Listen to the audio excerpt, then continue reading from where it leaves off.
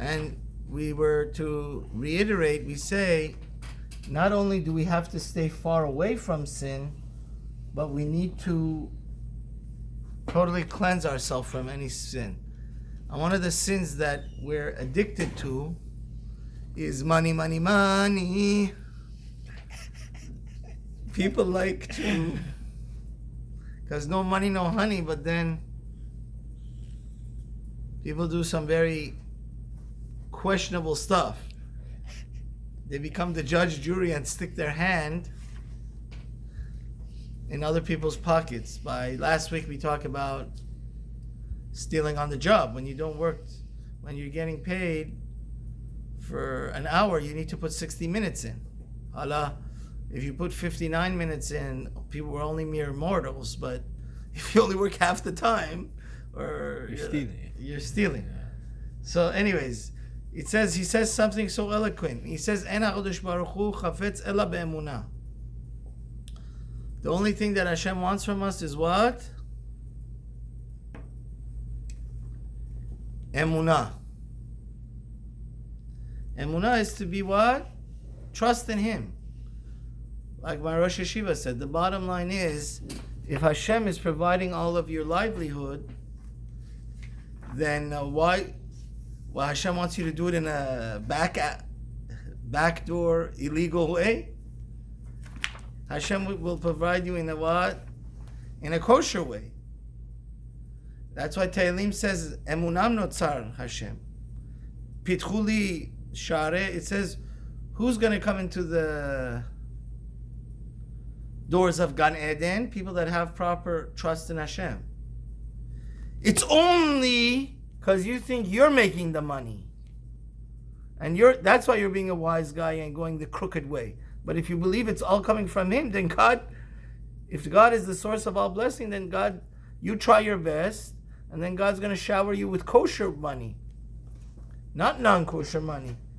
Right? Ve'omer, Enei kol. It says God, one of the most desirable things by Hashem is if when we believe in Him and trust in Him, and therefore we don't cut corners and try to rip off people. Now, something very important to note is that Af Iyov העיד על עצמו אם תיטע אשורי ממני ואחר עיניי הלך ליבי וכלפי דבק מואס. In the 31st parak of Job, Iyov, he says that God, you can be sure that I was clean, my hands were clean, and I never did anything despicable. By the way, one of the reasons that God brought the flood of Noach was because of, even though they had done terrible immortal sins like homosexuality and other things, the prosecuting angel got them in trouble most because of what? Stealing. Because stealing shows lack of emunah. And what's the foundation of anything? Emunah. והבית יופיע המושל הזה כי דומה הגזל לבלתי נגלה כדבר המתאפק ביד האדם. It's an invisible glue, to say it in a parable. When you steal, it's like invisible glue. You know how like some people have the Midas touch? This invisible glue touches your hand. What happens is, after you steal the first time, then you got the stealing touch instead of the Midas touch. סוף ידו כן הדבר הוא שאף על פי שלא יהיה אדם הולך וגוזל ממש, קשה שיהיה ידיו ריקונות ממנו לגמרי. The thing is, once you do it once, you see, this is the danger of sin also. Which means, once we get accustomed to being lazy employees and working only half the time, we don't even care about it anymore. So it's saying this idea of not being having complete integrity and honesty in business, sometimes first, second, and third time you do it, it kind of like, it's hard to avoid it from there on, you know? Because unfortunately, a lot of people And there's a lot of rationalization. The boss is a billionaire. The boss isn't paying us enough. There's the common excuses that everybody does it. They don't know the Gemara in Eruvin says there's unlimited room in hell for everybody. There's enough rooms there. Right? So it says, אמנם באמת כל זה נמשך ממה שתחב היות הלב מושל בעיניים. It says the source of everything is the rotten heart that is controlling the eyes. שלא יניח להיות נעים להם את של אחרים. העיניים מושכים את הלב לבקש להתאים מה שנראה להם יפה ונחמד. על כן אמר איוב, he says, what happens is a lot of this is coming from the source that you desire luxury. So since you want luxury, you're willing to cut corners to steal from your boss and that thing. Because again, if you're being paid for one job and then you're selling stuff on Amazon on your cell phone, side hustle, that's, that I already know. A lot of people, they're work and they're, especially when there's not enough auditing or it's like a federal job or it's like, that's why Eov says that velo halach libo achar enav. You can't. Your mind needs to control your eyes and heart, right? Just because something feels good or looks good doesn't mean that what? It's kosher. You have to always use the golden rule. What's the golden rule? V'ahavta l'recha kamocha. Love your neighbor, your fellow Jew as yourself. Would you like people messing over you and shortcutting you? Then you shouldn't shortcut others, Now he wants to talk about another thing of ona'ah. כמה נקל הוא לאדם להתפתות ולקשר כאשר לכאורה יראה לו שרוי להשתדל להפיות סחורה בעיני האנשים ולהשתכר בירכיו. Some people, they send, a lot of things is they overcharge people. They give them the wrong merchandise, which means what happens is, like, let's say somebody's selling stale nuts. So they'll put all the good, so people, they buy by the pound. So they'll put all the fresh nuts one layer on top, and then I know a lot of, it's common. It's very common. Ledaber leva koneh. Then he says, "Oh, these are the freshest nuts. Oh, even take one from the top." But then when he goes under, he's in for a surprise. Yeah, it's sad. It's sad that even some kosher stores, they don't have quality control, and they know this stuff is like expired and it tastes bad. Listen, at least Ralph's at these places is 50% off or something. The poor guy, your guy's getting inferior quality. That's not fair. You cannot represent something as pristine, high quality, first grade quality, and sell them third grade.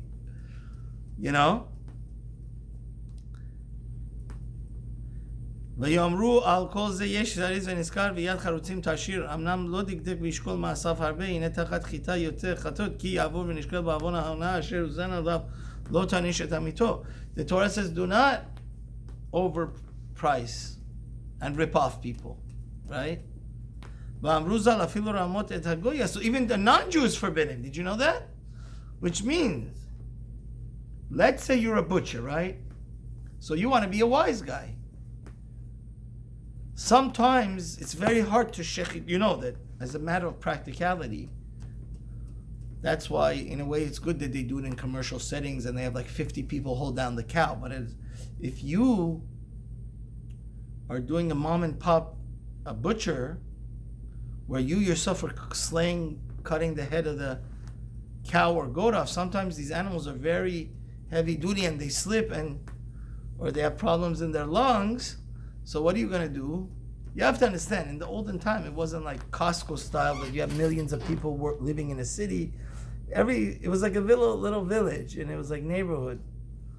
So what does the guy do? He's going to sell his non-kosher meats in his kosher store to the non-Jews, and to the Jews he says kosher. You're not allowed to do that. if Mr. Abdul Hussein is coming to buy, he's Muslim and he's coming to buy kosher, you're not allowed to tell him, teach him, sell him non-kosher. You know that? Because that's tricking. Like I always say, we have to be kosher in the way we do business. We cannot trick a non-Jew. Like it says in Safania, it says in the prophets, he says a real Jew doesn't trick people and say falsehoods and misrepresentations. Because we have the name of God upon. We are the chosen. We have to be so full of integrity. Like Ketoret, that we read about it again and again, that people just, it's like a beautiful perfume. From our actions speak greater than words. And when our actions are full of honesty and trust and integrity and loyalty, right? And friendship and wholesomeness and the rightful, then this creates Kiddush Hashem. The contrary creates what? Chas v'shalom? Chilul Hashem. It says, "En mefarchesim et hakelim hashanim sheyiru kechadashim." It's also not right to like old stuff. So in a way nowadays, it's good that we have like the internet and we could like price shop stuff and make sure. But still, in a lot of industries, people could get away with it because you just don't know. Like the Gemara says, if it's an old pan from 20 years ago that's been in your warehouse, you can't just put some W40 and say, oh, this is a brand new style. Right? Don't misrepresent old merchandise that is like spoiled or out of style and undesirable, you know. That's not the customer's problem. You weren't able, you know, retail is a tough business. You know, it really is, because sometimes you get frustrated. You have something, a rug in your shop that, you know, is defective, or something is defective, or it's old and people don't want to buy it, and then you just trick them and say, oh yeah, this is a brand new thing, or it's like it has rust under it, but a little bit, you know. You do a Mickey Mouse job. It happens in construction also. Like if people in cars, it happens all the time, where the car has some serious problem, but they mask it. Like they put a bandage where it needs, you know, essential. This is all wrong. It says, "En ma'arvin perot beperot, afilu chadashim bechadashim, afilu se'ah bedinar, afilu yafer dinar u'trais lo yarev v'yimkrom se'ah bedinar, v'chol ha'aseh ka'ele avel." It's the same thing. Like you can't mix in, like in your. Some people, you know what they do. Like they put sand, or another thing a lot of people do. I just realized this.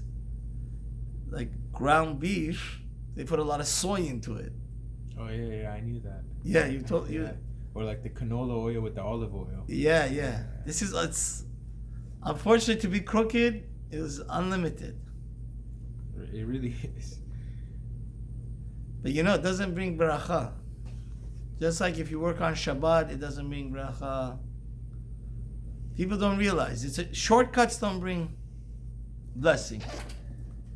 You know what I'm saying? And it says, and also people that, you know, they they put wax under one of the scales. Yeah. So really they're only giving you half a pound. I knew somebody that did this. I'm not joking. And the mashgiach got into a big fight with him. Like, he had like a small, like clear plastic. He would put it under the meat. Like he would like hide it. So he was really giving the people like only 3/4 of a pound, but he showed more. He showed more. And you know, he was able to because they don't see the scale. The scale was like on the back. It's so sad people are shady like this. For a few dollars they wanna. It says, God says somebody that does this, that steals and embezzles, is called meshukatz, disgusting. excommunicated, cherem, to'eva, abomination. It says, the Gemara in Baba Kama, look up this Gemara, Talmud Bavli Baba Kama 119. It says, if you steal, kol hagozel et chavero afilu shaveh puruta. Those people that work honestly, they put their lifeblood and tears to get that money. That's why it says, what is our life? Our time. So when you steal from a person, it's a way like you're killing him. That's why it says, whoever steals from his friend is like you're taking, even if you steal 10 cents from him, a shaveh puruta, it's like you're taking his soul from him. I saw from my own father, and we come from a culture where people have a very hard work ethic. Some people, insane work, which is not good, but because you need to. We were created to learn Torah. The side dish is working, but again, what we're trying to say here is something else, that it's so sad.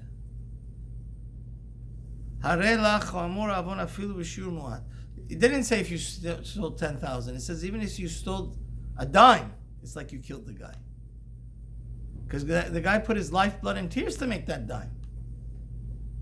Right, like I said, in the time of Noah, if you have a whole basket of sins, which one is the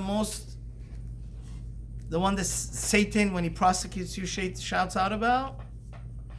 Stealing. And like we said before, that was what sealed the deal that the flood should destroy and devour the entire world, and the whole world should flood and go down the drain, down the toilet in the time of Noah. It was the sin of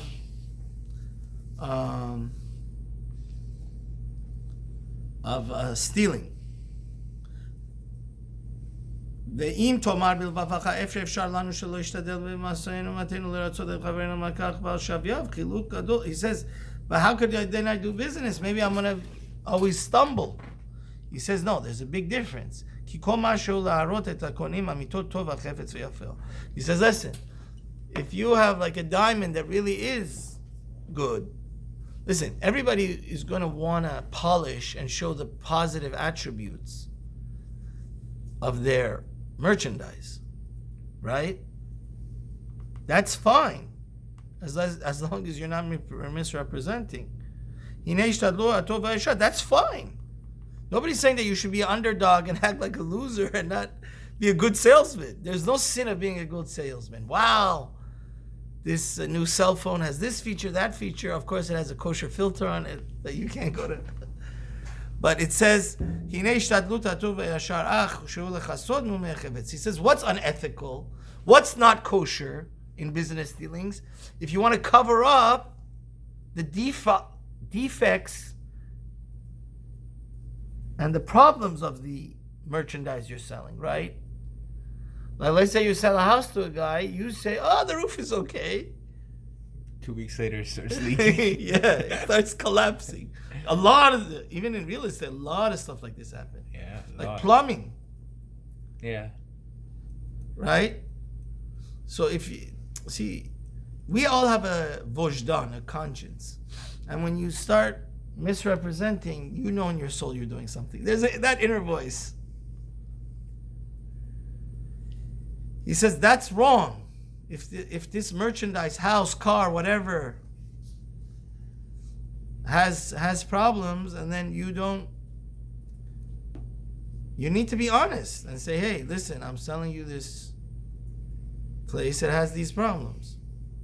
This is a very general, important rule in dealing honestly in business. One more program. Same thing. It says like we said before. Like you say the guy, you tell the guy, I'm selling you 100 peanuts, and then you give him 90. Or, the people I told you, the guy like somehow put like a raw or something.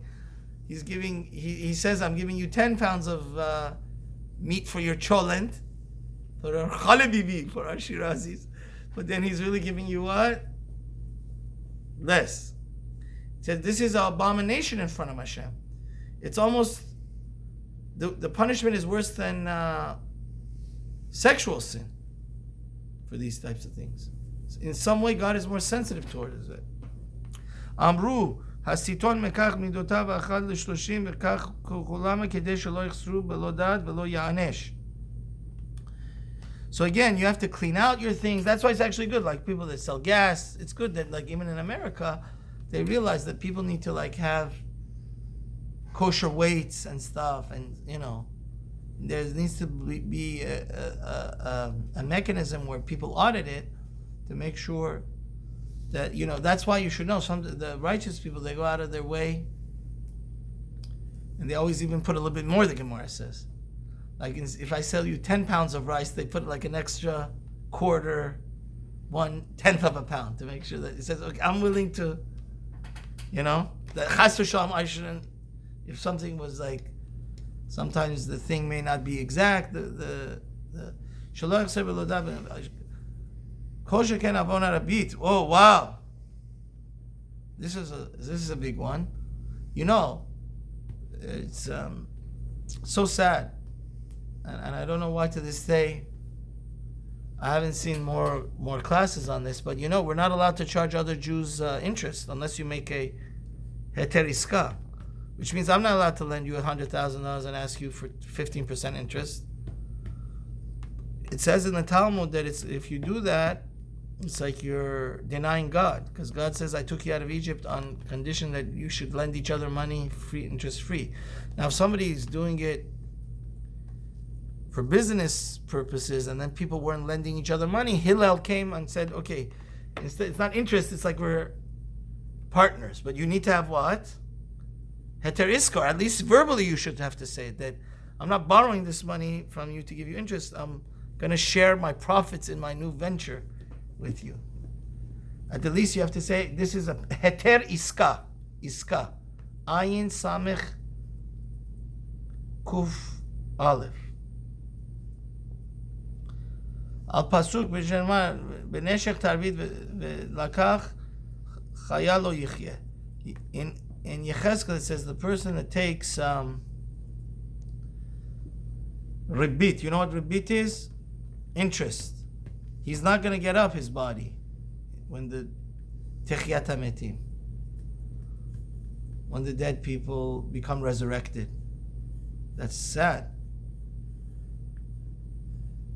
because he's doing something that's despicable and disgusting.